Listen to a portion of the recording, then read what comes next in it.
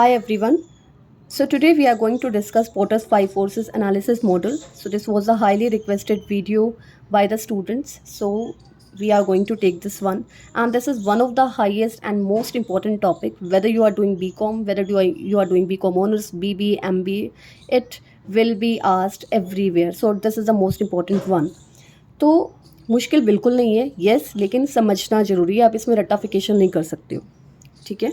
तो है क्या पोटर्स फाइव फोर्सेस एनालिसिस? मैं आपको बहुत इजी वे में कराऊंगी, इतना इजी वे में कि आप समझोगे. एक बार कंसंट्रेशन लगा के पूरी वीडियो देखोगे तो आपको ऐसे समझ आ जाएगा. उसके बाद आप जहाँ मर्जी से कर लो, आपको बिल्कुल क्लैरिटी हो जाएगी. ठीक है. तो आपने शार्क टैंक देखा है ना? मोस्टली स्टूडेंट शार्क टैंक देखते हैं. जिन्होंने नहीं देखा है वो देखना शुरू कर दो. शार्क टैंक में क्या होता है, काफ़ी सारे पिचेस आते हैं और जो शार्क्स होते हैं, यानी कि जो वहाँ पे बैठे होते हैं लोग जो इन्वेस्टमेंट देते हैं, जैसे पीयूष बंसल लेंसकार्ट के हैं, या फिर अमन फ्रॉम बोट. तो ये सब लोग बैठे हुए हैं. ये किस बेसिस पर इन्वेस्टमेंट को जज कर रहे हैं, किस बेसिस पे आइडिया को जज कर रहे हैं? वो है potters five forces analysis model पे. ठीक है. और आप ये देख के हैरान रह जाओगे कि जो वो क्वेश्चन पूछते हैं वही क्वेश्चन आप खुद से पूछने वाले हो जब हम Porter's five forces analysis model करेंगे. ऑलराइट. तो किसने दिया Porter five forces analysis model? Developed by Michael E. Porter, a renowned professor from Harvard Business School. He developed the framework which outlines five key forces that shape competition within the industry. Competition को reframe करता है, competition को दिखाता है किस तरह से competition किसी भी इंडस्ट्री को affect करता है.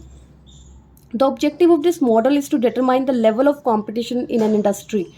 It helps to understand the competitive forces that affect their profitability and sustainability. See, why we used to form a business? एक business क्यों खोला जाता है? सबसे पहला reason profitability. Second reason sustainability, कि आपका जो बिज़नेस है वो लॉन्ग टर्म तक सर्वाइव कर सके. तो यही चीज़ें होती है. शार्क टैंक में भी यही चीज़ें देखते हैं. उन चीज़ों के बाद आपको इन्वेस्टमेंट दी जाती है. चलो, stronger the competitive forces, less attractive industry. ठीक है. Weaker the competitive forces, more attractive the industry is. कैसे, वो हम बाद में करेंगे जब हम फाइव फोर्सेस करेंगे. इंपॉर्टेंस क्या है इसकी, क्यों कर रहे हैं हम ये फाइव फोर्सेस मॉडल? सबसे पहला, identifying the industry dynamics. Industry dynamics का मतलब कि किस तरह से इंडस्ट्री मार्केट में काम करती है, क्या क्या डायनेमिक्स है. How the industry interact with each other, how the industry interact with the suppliers, buyers, and with what are the substitute products, what is the rivalry among firms. कौन कौन से आपके बिजनेस हाउसेज आपके rivalry है, कौन कौन आपके competition में है, आपका प्रोडक्ट कितना न्यू है. तो ये सारी चीज़ें आपको बताता है potters five forces analysis model.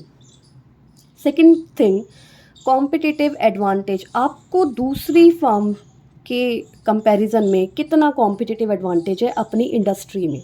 Third is strategic decision making. उन एनालिसिस के बेसिस पर आप डिसीजन ले सकते हो. फॉर एग्जांपल, लेट्स से आपका प्रोडक्ट हाईली डिफरेंशिएटेड प्रोडक्ट है, आपके जैसा कोई प्रोडक्ट बनाता ही नहीं है आपकी इंडस्ट्री में. ऑलराइट. तो आप उनके बेसिस पर नए नए इनोवेशन और नए नए आइडियाज़ लेके आ सकते हो. इसका मतलब आप स्ट्रैटेजिकली काफ़ी साउंड हो दूसरे लोगों से. मार्केट पोजीशनिंग, आपकी इंडस्ट्री में जो आप काम कर रहे हो उसमें ऐसा यूनिक फैक्टर क्या है, क्या यूनिकनेस है आपकी इंडस्ट्री की, आप जो प्रोडक्ट लेके आए हो उसकी यूनिकनेस क्या है. ठीक है. Risk management. अब जब आपको पता लग जाता है कि सामने वाले कॉम्पिटिटर्स के पास क्या है और आपके प्रोडक्ट में कितना दम है, उस तरह से आप अपना रिस्क मैनेज कर सकते हो. चलिए, बात आती है पोटर्स फाइव फोर्सेस की. अब ये फाइव फोर्सेस है क्या क्या?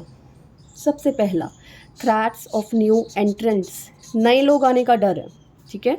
Second, bargaining power of suppliers जिनसे आप रॉ मटेरियल खरीद रहे हो, कोई प्रोसेस परचेज कर रहे हो, जो लोग आपके प्रोडक्ट के लिए काम करते हैं, उनकी बार्गेनिंग पावर कितनी है, वो आपके प्रोडक्ट को कितना इन्फ्लुएंस करते हैं. बार्गेनिंग पावर ऑफ बायर्स, जो लोग खरीदने वाले हैं वो आपके बिजनेस को कितना इफेक्ट कर सकते हैं. थ्रेट ऑफ सब्स्टिट्यूट प्रोडक्ट्स, आपके जैसा प्रोडक्ट मार्केट में कौन कौन बना रहा है. राइवलरी अमंग एग्जिस्टिंग फर्म्स, आपकी कॉम्पिटिटर्स कौन कौन है और उनकी क्या स्ट्रेंथ और क्या वीकनेस है. स्टार्ट करते हैं one by one. Threat of new entrants, क्या क्या आएगा अब इसमें. और थ्रेट ऑफ न्यू एंट्रेंट्स है क्या? जितने नए लोगों के आने की संभावना, पॉसिबिलिटी जितनी ज़्यादा होगी आपके बिजनेस में, उसका मतलब आपका थ्रेट उतना ही ज़्यादा होगा. राइट. उतनी ही आपकी प्रॉफिटेबिलिटी कम होगी, उतना ही डर ज़्यादा होगा. और वो किन चीज़ों से पता लगता है कि नए एंट्री पॉसिबल है? सबसे पहला, इकोनॉमीज़ ऑफ स्केल। ठीक है, तो अगर हायर कॉस्ट है किसी भी न्यू एंट्रेंट की आपकी इंडस्ट्री में आने की, इसका मतलब क्या हुआ कि आपका जो थ्रेट है, आपके जो कॉम्पिटिटिव स्ट्रेंथ है, वो आपके प्रोडक्ट की काफ़ी हाई है।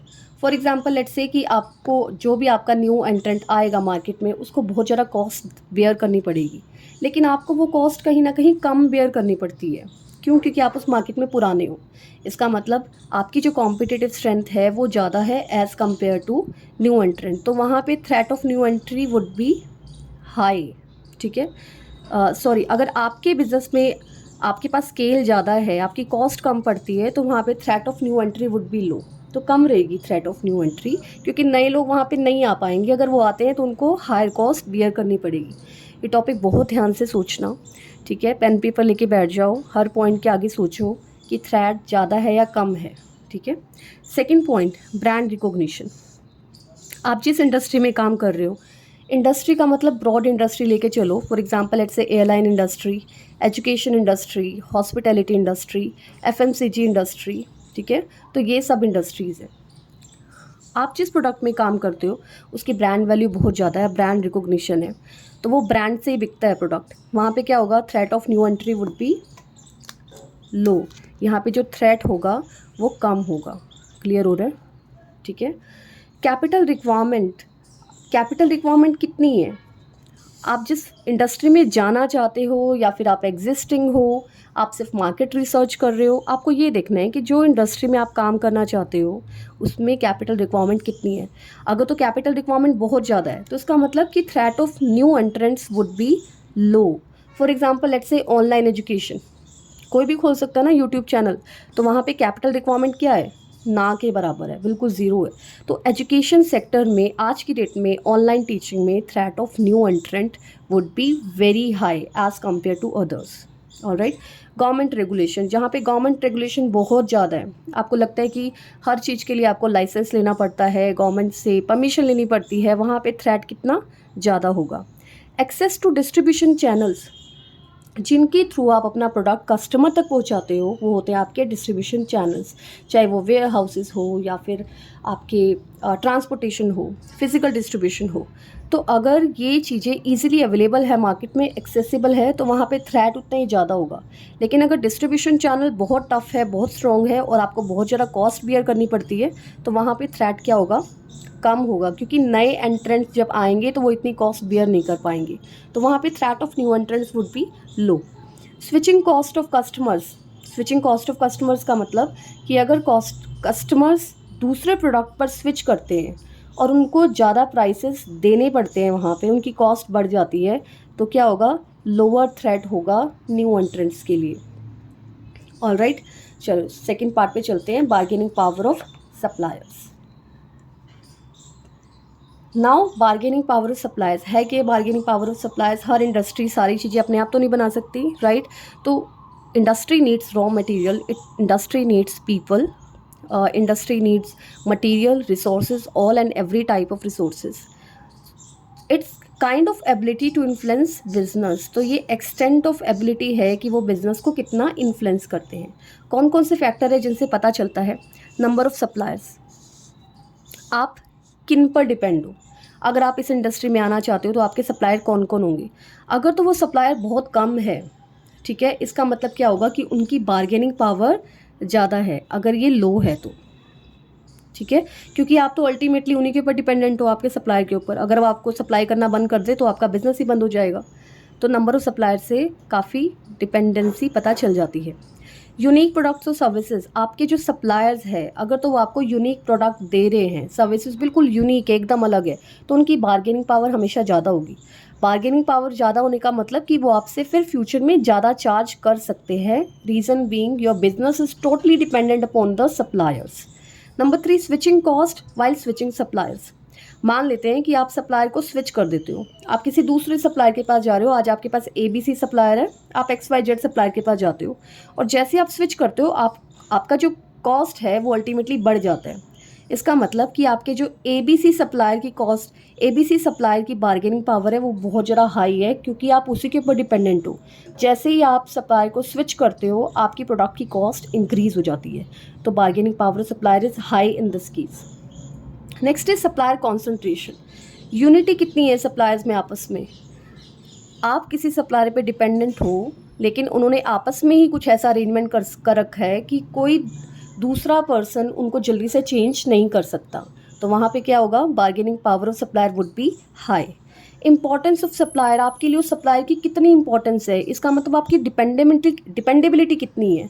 आपका जो प्रोडक्ट है टोटली उनकी वजह से चलता है, ठीक है। वो आपको रॉ मटेरियल सप्लाई कर रहे हैं या फिर रिसोर्सेज दे रहे हैं या फिर मैन पावर दे रहे हैं, तो इससे पता चलता है कि उनकी जो बार्गेनिंग पावर है वो ज़्यादा है। Next is forward integration. It means if suppliers can easily enter the industry and compete with your business, they have more bargaining power.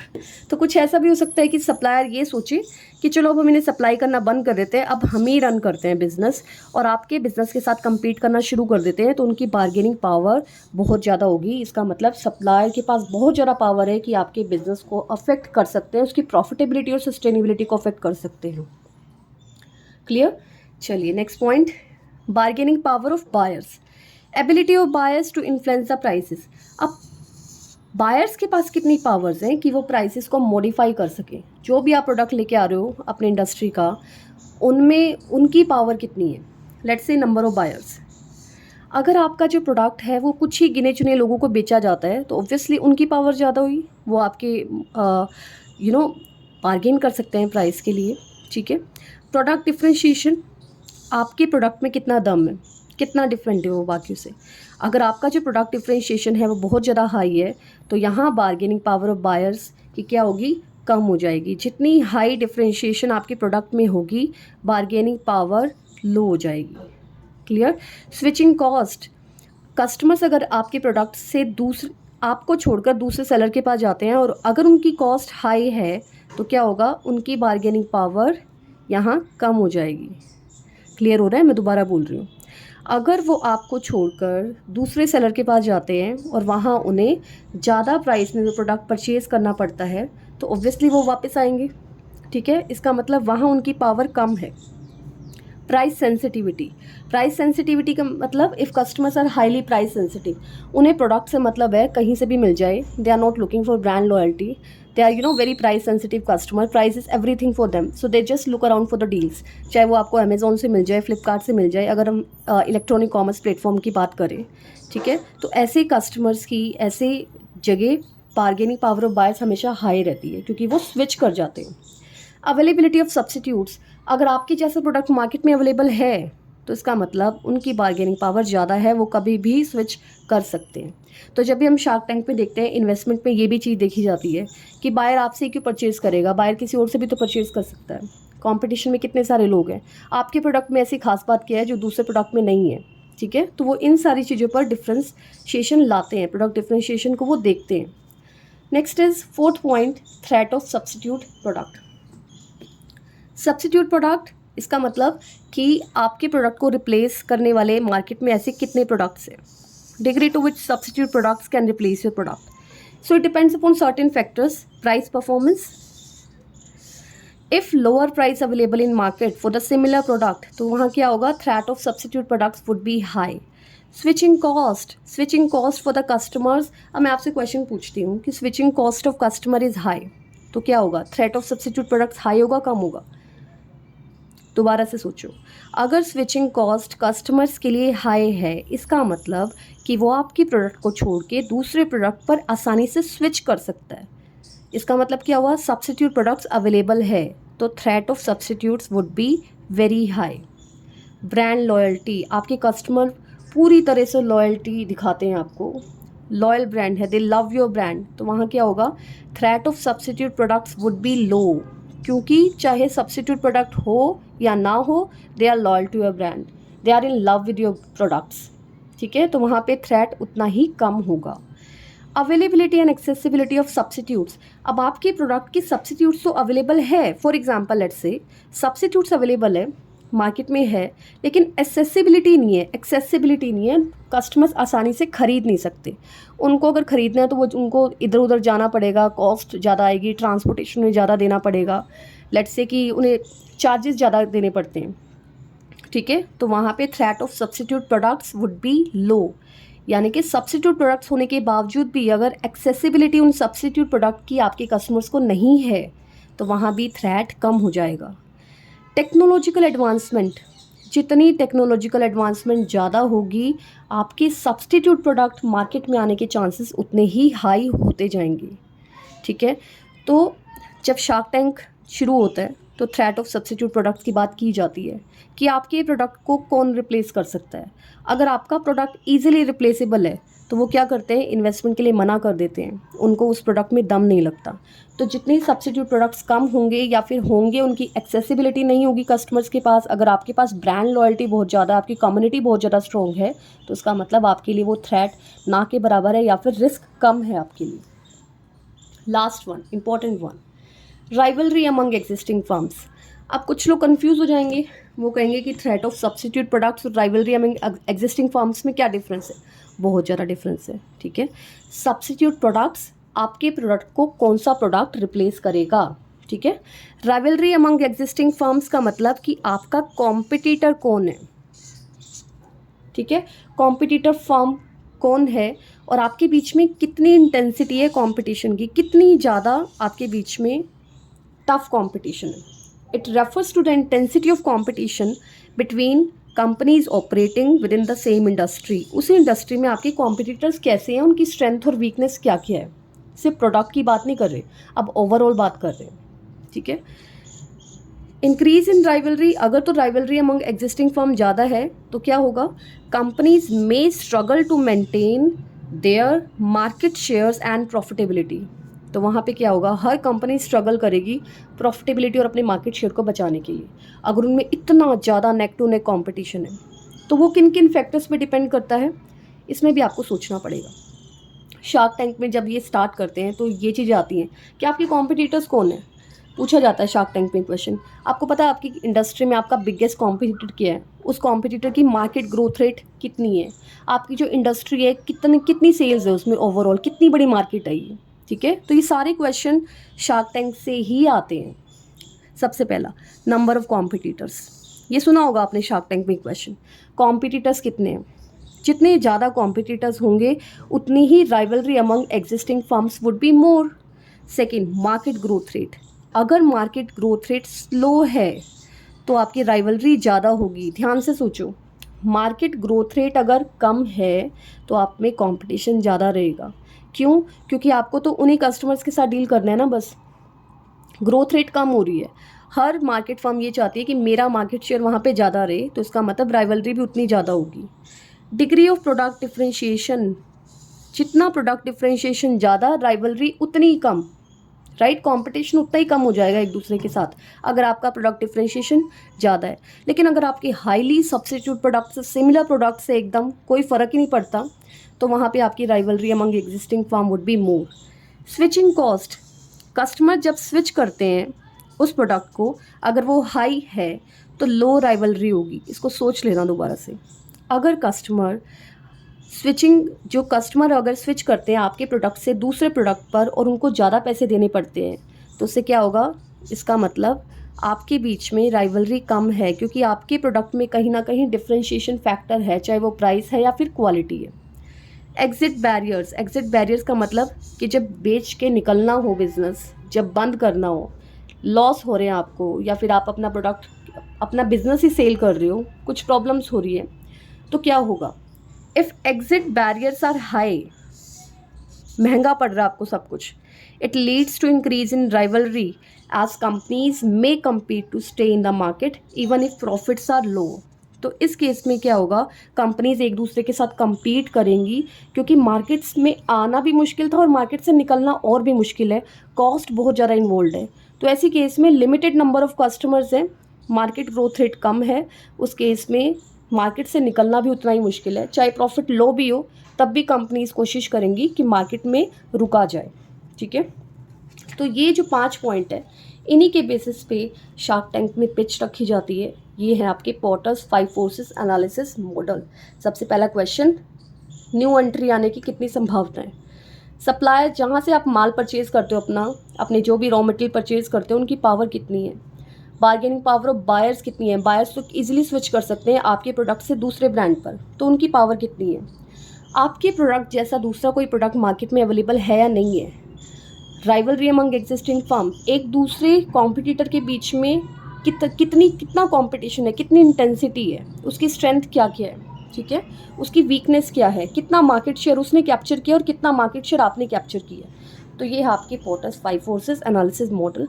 I hope कि ये वीडियो आपको हेल्पफुल लगेगी और आप यहाँ से समझ के करोगे, बट ऑब्वियसली इसको रट्टा नहीं मारा जा सकता, 100% श्योर हूँ मैं इस चीज़ के लिए।